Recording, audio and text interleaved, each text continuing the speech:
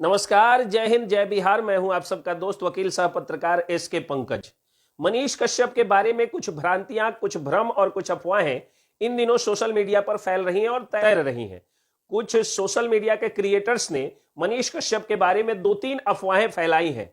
उन्हीं अफवाहों का अभी मैं पर्दाफाश करने आया हूं। उन्हीं अफवाहों की सच्चाई मैं आप लोगों के सामने बताने आया हूं।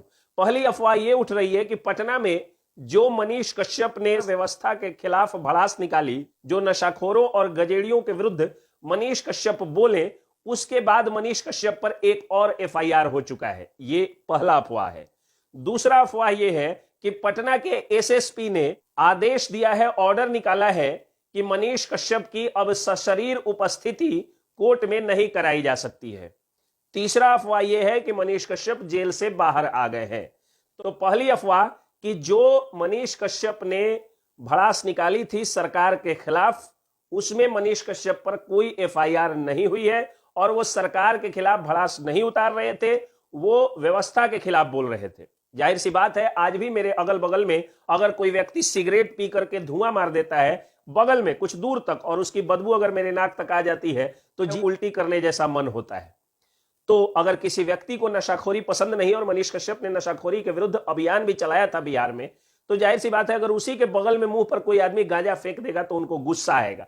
और यही गुस्सा वो जो पटना सिविल कोर्ट के कैंपस में यूजुअली आने वाले जो लोग थे, जो जनता थी, जो पब्लिक थी, जो वकील थे, जो ताइद थे, जो पेशकार थे, जो भी कोर्ट के अंग थे या मुवक्किल थे, उनके सामने मनीष कश्यप निकाल रहे थे। कुछ लोगों ने उनका वीडियो बना लिया और वीडियो बना के वायरल कर दिया। अब इसको कुछ लोग ऐसे न्यूज चला रहे थे कि लग रहा था कि मनीष कश्यप ने माइक, लोगो, आईडी किसी का बुला करके और इंटरव्यू दे दिया।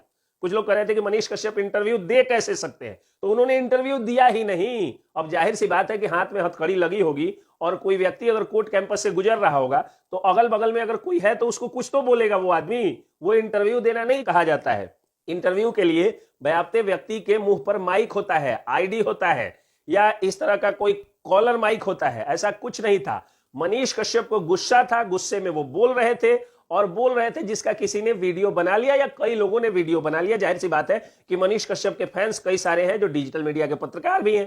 कई सारे उनके फैंस ऐसे हैं जो सिविल कोर्ट के गेट के बाहर या सिविल कोर्ट के भीतर नजर और टकटकी लगाए रहते हैं कि मनीष कश्यप की एक झलक मिल जाए। अपने मोबाइल के कैमरों में उनकी झलक, सेल्फियां या बहुत सारे वीडियोज को कैप्चर करना चाहते हैं। उसी दौरान उनके वीडियो, उनके झलकियों को कैप्चर किया जा रहा था। वो गुस्सा में थे, बोल दिए। रोज हंस के और मुस्कुरा के आते थे, कुछ ना कुछ टी शर्ट पर एक संदेश लेकर के आते थे कि मैं लौट कर आऊंगा और आपके लिए लड़ूंगा।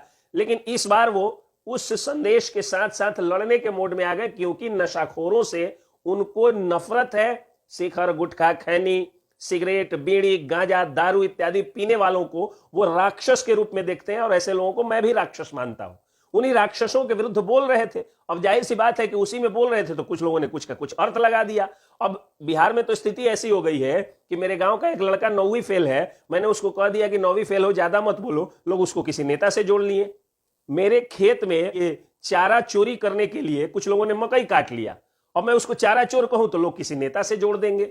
हर बात को अपने ऊपर लेने की जरूरत नहीं होती है। जरूरी नहीं है कि 9वीं फेल एक नेता विशेष को ही कहा जाए या चारा चोर एक नेता विशेष को ही कहा जाए। मेरे खेत में जितने लोग हरे घास के लिए या चारा के लिए मेरे फसल को काटेंगे, उनको मैं चारा चोर ही कहूंगा। ये किसी नेता के लिए नहीं है।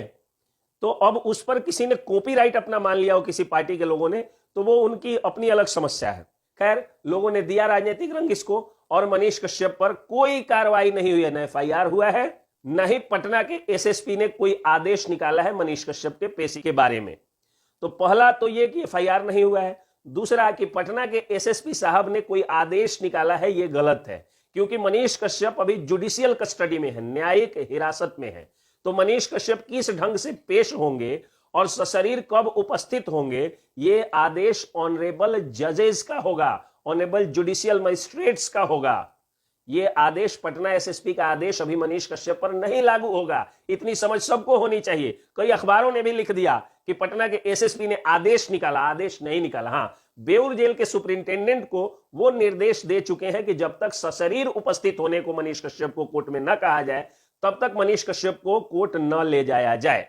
ये पटना के एसएसपी ने बेउर जेल के सुपरिंटेंडेंट को कहा है, न कि मनीष कश्यप के पेशी के बारे में आदेश निकाला है कि अब जब भी पेश होंगे तो वीडियो कॉन्फ्रेंसिंग से ही पेश होंगे। यह गलत है, क्योंकि सशरीर उपस्थिति सीआरपीसी का नियम है, क्रिमिनल प्रोसीजर कोड का नियम है, सीआरपीसी का नियम है। तो सीआरपीसी का नियम जो जुडिशियरी लागू करता है, उसमें पटना के एसएसपी साहब का कोई योगदान या उनका कोई पावर उसमें नहीं है। हाँ, कानून व्यवस्था को मेंटेन करते हुए कैसे लाना है और कैसे ले जाना है, कोर्ट का आदेश कैसे पालन करना है, पटना के एसएसपी महोदय की सिर्फ इतनी जिम्मेदारी है। तो ये कि आदेश दे दिया है, ये गलत है। हाँ, हर 14 दिन पर जो पेशी होती है उसमें पटना के एसएसपी साहब हवाला दे सकते हैं कानून व्यवस्था का, और उसमें वीडियो कॉन्फ्रेंसिंग के लिए वो बेऊर जेल के सुपरिंटेंडेंट से बात कर सकते हैं, निर्देश दे सकते हैं और निर्देश देकर के काम कर सकते हैं। उसमें भी अदालत का आदेश, कोर्ट का आदेश ज्यादा प्रभावशाली होगा। तो दूसरी ये बात कि हाँ, पटना के एसएसपी साहब ने आदेश निकाला है कि मनीष कश्यप कोर्ट नहीं जाएंगे।